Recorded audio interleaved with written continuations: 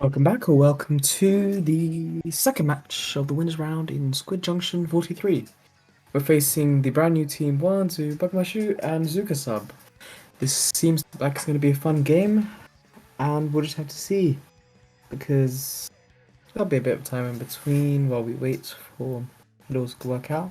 But I believe that this map is, if my sources are accurate, it's not accurate. Yeah, sorry about that. Let's transition into the actual gameplay now. Let's see. We have the map list on the screen now. We are starting off with Splat Zones on Manta Maria, which is actually, I like that map mod. To be fair, I actually played it today, in my tournament, so that's pretty funny to see. After that we have Flounder Heights with Rainmaker, and to finish it up, if we get to game 3, we have Tower Control on Marcomat. Yeah. This looks fun.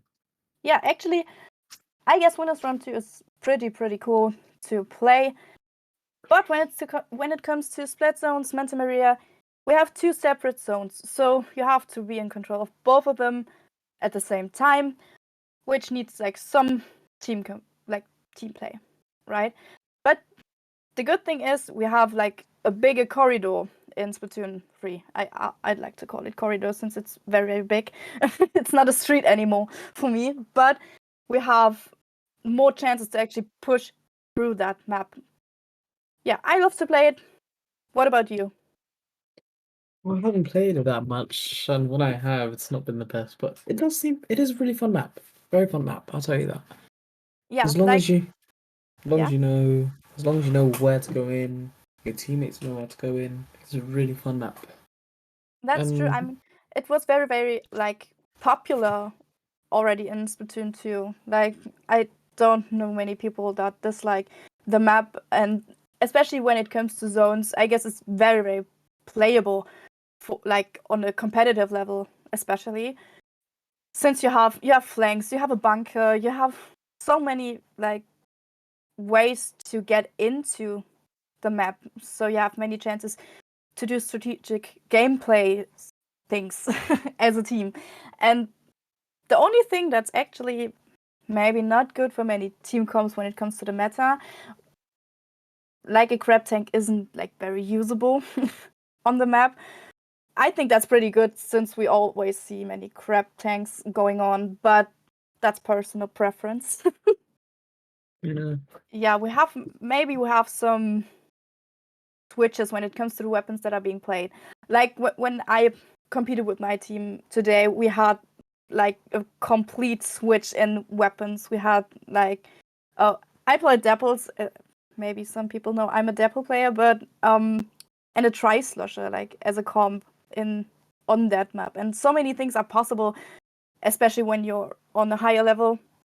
You have many chances to do things with your comp, right? But now we're finally getting into it in the first match, Manta Maria Splat Zones. Yeah. Ooh, decent comps all around. I think this could be a very fun match to see. We have no backlines apart from the ball point, which is the mid line. So this is going to be insane. This is going to be fun. Yeah, especially when we look at the weapons, right? They're all just built for inking, apart from maybe Stamper. Yeah, what I'm actually looking what I'm looking forward to is the roller gameplay. We have a carbon which got picked already, but the zone isn't being taken by a single team that it's still fought for. I think the intensity of this map, I think most of the map leads are going to be short unless they can control it. Netcode. Yeah, most of the leads are going to be short and sweet. Yeah, Zooka Sub was picked off very quickly here, but that's very good for 1-2 buckle my shoe. That name, bro. Who had the idea? But okay, like, oh.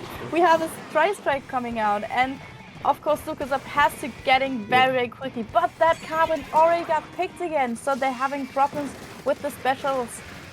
Yeah, the Pokemon shoe isn't that good. Not that. No, they're the best ones. So. Yeah. No worries.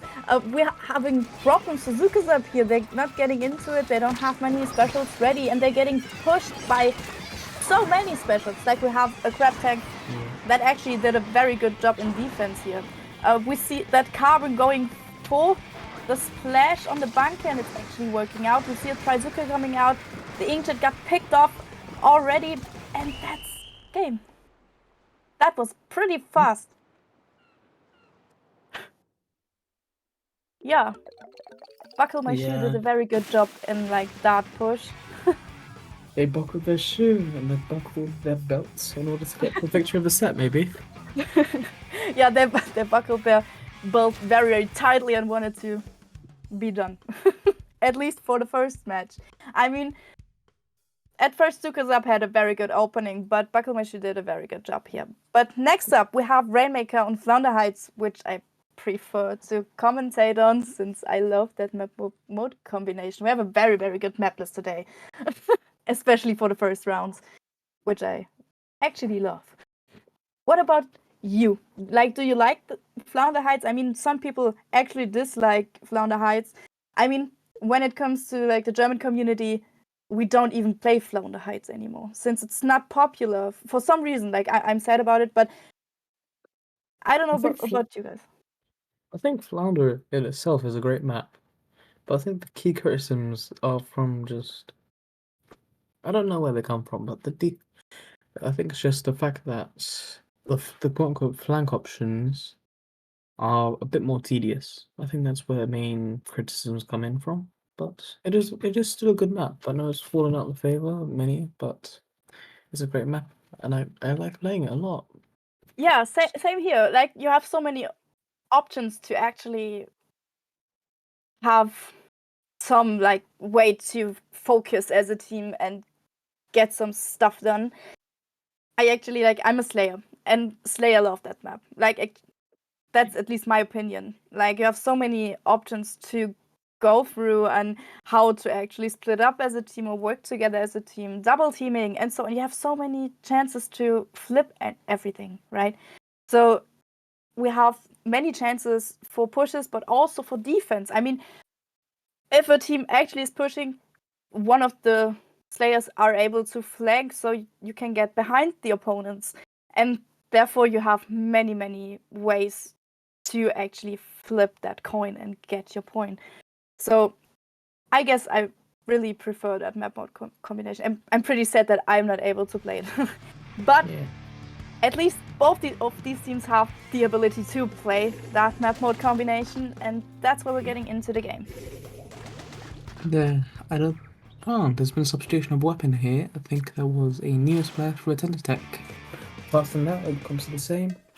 I think almost the same clothing comps, but the Buckle Shoe are buckling together and going into a group formation. That would have been pretty bad if they decided to put it the wrong way, but we're moving with. Yeah, Does it seem like it's going to be strong? Yeah, I think so too.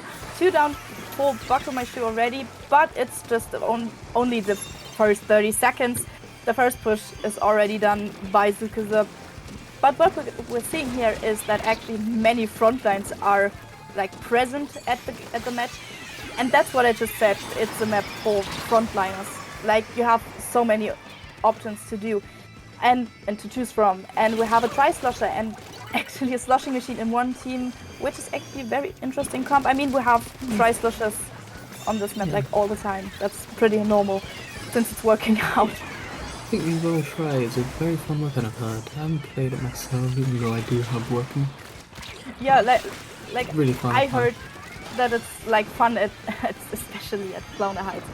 But as we just saw, Buckle My Shoe actually pushed down to the checkpoint, and they even push further. We have a Crab Tank going off, and they're painting even faster. It seems like the game could be over in just 1 second, but Zooka Sub is able to defend that situation, which was pretty important, Bakumashu has to retreat for now, at least a bit. Not much. Oh, very nice shot from that machine. Love that. I do think that this is the main ability of Rainmaker, because it's just about the coherency of your team. If one of them doesn't do their job properly, you could lose the game. Even if you win, it'll be very close. But let's just sit back and see what they're doing. Yeah, like... So we've got a tri-spike popping. That's blocked out, I think, a lot of them. Now there's decent KD, but let's just see what we can have next. Yeah, I mean, Zooka Sub has actually some problems in getting into the game. The machine is getting some picks as far as I've seen, but that's not enough for like team play things. We see like Bakumashu defending mid like at its finest, and that's pretty important when it comes to defending. And it's always about game control. Right, especially when it comes to map control, it's pretty important that the map control always... I think that kill just demonstrated why you have it, because I think that Bakumashu, that player, would have died for the Ming was just emerging for a moment. But they lived because they had map control. But I think the dynamics of this map control now start to diminish a little bit. Yeah, I mean some picks are there for Zooka Sub. Oh my god, that robot just waited. Yeah, they're having a fun time on Bakumashu. I mean, they're having fun, especially the roller has fun right now. As far as I'm seeing things. But yes, Zooka Sub has problems in getting into it. They can't like get the important picks. I mean, we have a 2 versus 4 situation right now, and that's the opening. Zooka Sub maybe... I do have a key criticism though, I'd like to say. I feel like that wipe would have been a really good opportunity for Zooka Sub just to try and get the Rainmaker. 2 down and 1 on Zooka Sub's side. That's not very good, but yeah, they still have 1 minute left to push. Maybe they have a few picks or maybe a wipe that could open like everything up. A golden moment, I think. Oh, very nice. Oh yeah. Oh, yeah, Zooka Sub. And they're down to the checkpoint. They actually took the chance with that 2 down, and that's very important. We have like 40. Yeah, we have still 40 seconds on the clock, but the players of Zooka Sub are getting picked off very quickly here. They're losing some 1v1 situations, and yeah, even the try got into a 2v1 situation. Now it's actually pretty hard to get another push done. Again. Yeah, knockout. Yeah, we have a wipeout here, and that's very bad. If there's a knockout, they could literally just stand in the middle and just spin around and they'll win. Yeah, like I guess Bakumashu has a very good situation going on. I mean, they are in mid, but we see that Carbon trying to... I don't think anything's gonna happen. Against that roller. Wrong. Yeah. The thing is, as a Carbon, you always lose. As a Carbon, you always lose against the roller, and that was what's going on at the end of the game. But yeah, we have a 2-0 for Bakumashu. Well played by both teams, though. I mean, we had like Zooka Sub on seed 24. Meanwhile, Bakumashu is on seed 8. So when it comes to seeding, it showed that yeah, Zooka Sub didn't have. Seeding is a very strong thing if you want to dictate fun matches. You pretty matched. That's true. I mean, you always have a chance. I mean, you always have a chance, but yeah, it doesn't work out anytime. Like every time. Sometimes seeding can go very off as well, but in this case it worked out. But both teams actually played very well, and yeah, GG's on like for both teams. But I would say we're gonna take another short break. We're gonna be there for you in just a few moments, and yeah, we're gonna be right back.